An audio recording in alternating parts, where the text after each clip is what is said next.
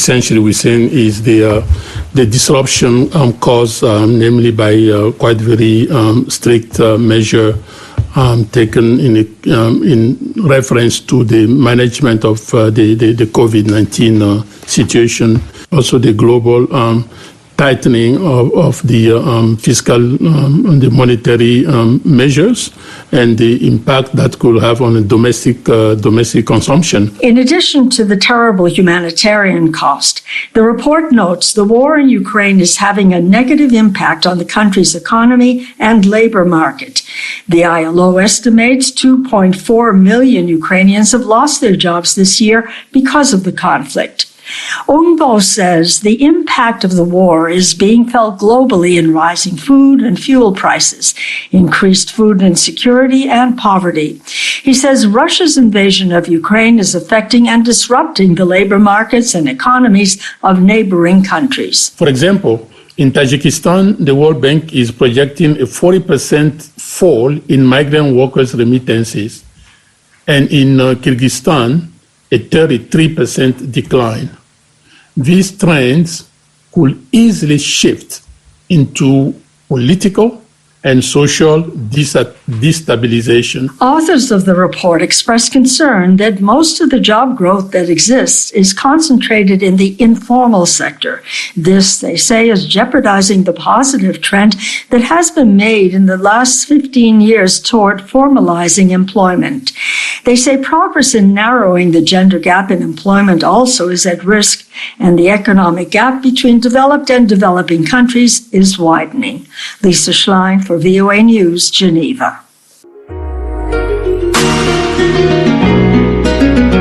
Nigeria's President Muhammadu Buhari is holding emergency meeting today with security chiefs after several foreign missions issued terror warnings last week for the capital Abuja. Timothy Obiezu reports. Buhari's spokesperson, Garba Shehu, made the announcement in a tweet late Sunday. He said top security officials, including the defense minister, armed services chiefs, police, and heads of other security agencies will meet the president in Abuja on Monday morning. Shehu said the meeting is to further review and strengthen the security network in the country. The meeting follows a series of warnings by various foreign missions in Nigeria of an elevated risk of terror attacks in Nigeria, especially the capital. The US, UK, Ireland, Canada, Germany, Denmark, Bulgaria, Finland, and Australia last week issued advisories to their citizens warning against non-essential travel to Nigeria. Nigerian authorities insist the country is safe and that there's no cause for alarm. But the warning caused fears among residents and led to the shutdown of businesses and activities.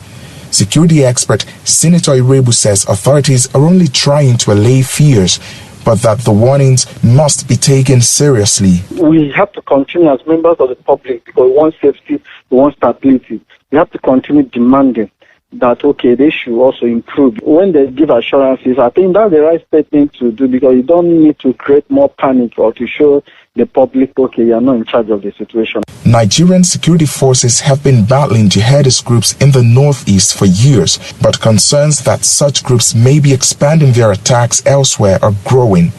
In June, authorities blamed Islamic State West Africa Province, or ISWAP, for an attack on a church in southwest Nigeria that killed 40 worshippers. It was the first attack in the region to be blamed on a terrorist group. 1 month later, ISWAP claimed responsibility for a massive jailbreak in Abuja that freed more than 800 inmates. More than half of the escapees were recaptured, but hundreds more are at large, including more than 60 terror detainees. Last Monday, security agencies raided a residential area in the capital and arrested at least 2 terrorism suspects, according to local media reports. Timothy Obiezu for VOA News, Abuja, Nigeria. Today, the U.S. Chamber of Commerce, U.S. Africa Business Center, announced the top 3 finalists in the First Africa Digital Innovation Competition.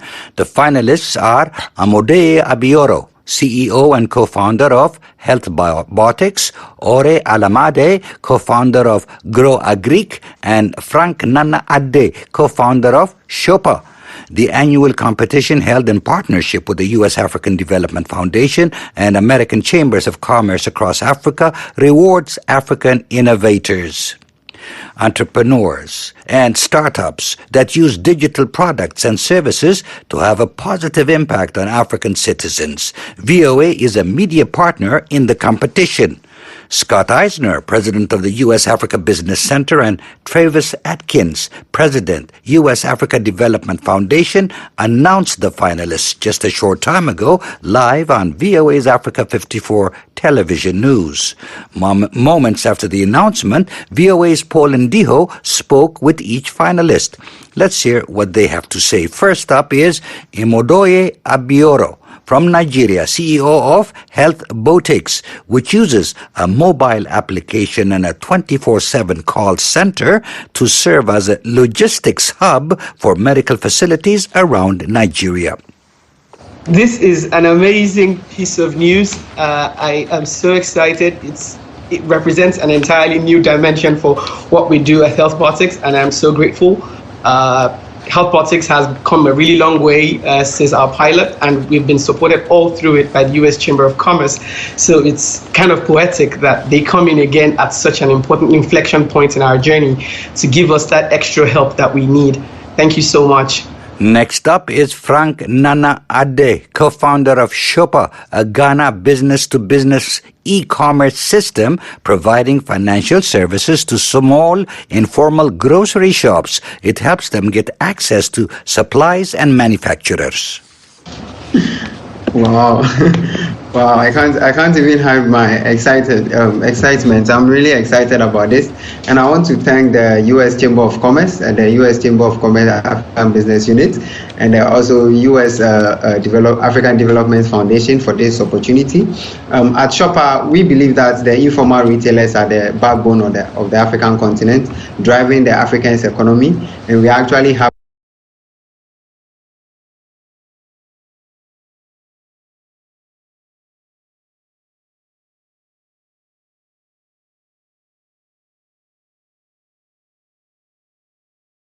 a word, we would be able to even impact more farmers. We're very passionate about the SDG goals, increasing farmers' revenue, helping them farm better and better, and the opportunity to be able to even do that much more just makes us really excited. And I just want to say big well done to my entire team as well, because without them, we would not be here today. The three finalists will come to Washington, D.C. in December to compete for the top slots and cash prizes of up to $25,000. Congratulations to the three finalists and to all of the 1,700 entrepreneurs who entered the 2022 Africa Digital Innovation Competition. The U.S. Chamber of Commerce's U.S. Africa Business Center created the competition. The United Nations Security Council has called on the parties to the conflict over the Western Sahara to resume negotiations toward a settlement. The Security Council resolution approved Thursday extended the UN mission for the referendum in Western Sahara for a year. Western Sahara, a Spanish colony until 1975, is mostly desert but boasts immense phosphate resources and rich Atlantic fishing grounds. Morocco claims it and controls about 80% of the land. The Algeria-backed Polisario Front, which seeks self-determination for the local Sahrawi people, controls the rest. The two sides battled over the land until 1991, when the UN brokered the ceasefire and promised a referendum would be held to allow the Sahrawi people self-determination. That vote has not happened, and the dispute simmered until 2020, when then U.S. President Donald Trump recognized Moroccan sovereignty over Western Sahara in exchange for the kingdom's normalization of relations with Israel. Ahmed Fatih, a UN correspondent and a global affairs analyst, discussed the stalemate with Moroccan ambassador to the UN, Omar Hilal. The path to reach a solution is to come back to the round tables. As far as we are not talking to each other, as far as we are refusing to sit with each other, as far as we are not ready to come back to the round tables, of course there is no path. With Horst Kohler, the previous special envoy, there was progress that have been made on psychological aspects, on the substance, on the autonomy, on the referendum. Everything have been discussed, and there was peace. There was light where we can go. The direction was very clear. But unfortunately, when he left, the facilitation, everything, we went back to the square zero. Kenyan president, the new Kenyan president Ruto, he made a statement that he is withdrawing Kenya's recognition of the SADR, the Polisario. What's your reaction on the Kenya's position, and is there now a breakthrough or more understanding in East Africa, the same way it has been achieved on the western part of the continent? We trust the word of President Ruto. He withdrew the recognition. He put tweets on that. For us, the recognition have been withdrawn. Of course, there is interpretation about why he withdrew his tweet, but he didn't deny the tweet. But anyway, that's details. The important is that now we are starting a new page with Kenya based on our reciprocal interests, political, economical, trade, agriculture, cooperation, security, trade, all. It's a large spectrum of field of cooperation, and that's what is more important. That was Morocco's ambassador to the UN, Omar Hilal. He spoke to journalist Ahmed Fatih.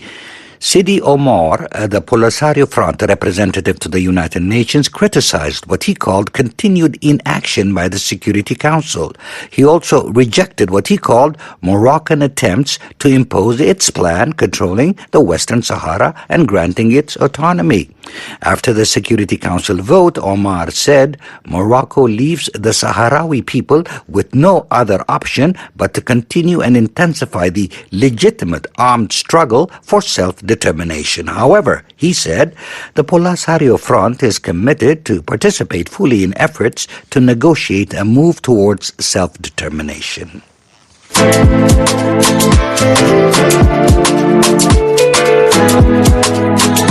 9 spectators and 2 police officers died yesterday in a stampede in a concert in the Democratic Republic of Congo. The deaths occurred at a performance by Africa music star Fally Ipupa in Kinshasa's largest stadium.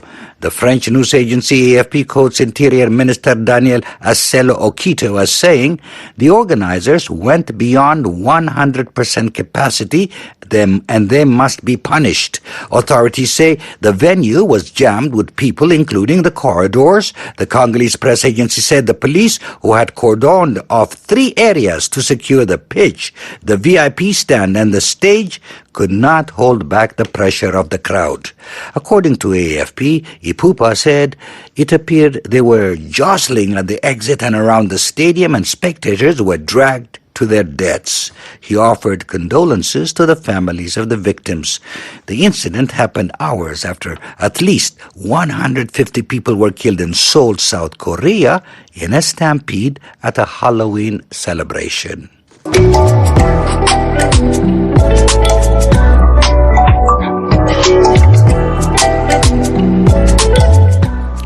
Leading diamond producers are meeting in Gaborone for a summit on the sustainable use of natural diamonds. The meeting comes just a day before Botswana's capital hosts a crucial Kimberley process meeting where the fate of Russia's diamonds will be discussed.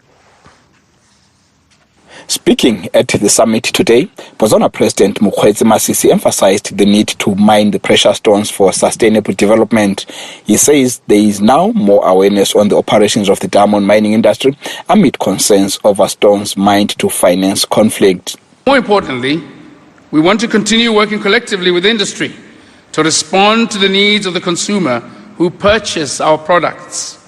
We are aware that retail clients now increasingly demand to know, among other things, where the diamonds that they purchased were sourced from.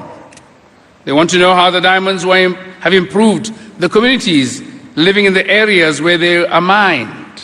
The Natural Diamond Summit is held on the eve of the Kimberley Process Plenary, which will draw participants from across the globe. Botswana's Minister of Minerals, Lefoko Moahi, says the meeting on natural diamonds comes at an opportune time. This is therefore a pivotal time for the industry to prepare for the future and determine henceforth how we navigate the uncertainty that we often encounter as stakeholders in the diamond trade. Our common concern for the future and interest in ensuring that natural diamonds continue to be an important symbol of love and beauty across the world is what brings us here today. The Natural Diamond Summit is organized by the Botswana government and the world's leading diamond producer, De Beers. Bruce Clever, De Beers Managing Director, says the company has come up with initiatives to ensure transparency in its mining operations. We also see traceability and transparency as key elements of a successful diamond business. And one such example is the development and acceleration of our Tracer blockchain platform, the world's first fully distributed diamond blockchain platform, providing immutable evidence of diamonds' provenance all the way from source to retail. Botswana is the chair of the Kimberley process, and delegates are expected to deliberate on the status of Russia's diamonds following Moscow's invasion of Ukraine in February. Botswana is also bidding to host the Kimberley process on a permanent basis, but face challenges from Austria and China. For VOA, this is Mqondisi Dube in Gaborone, Botswana. And that wraps up this edition of Africa News Today.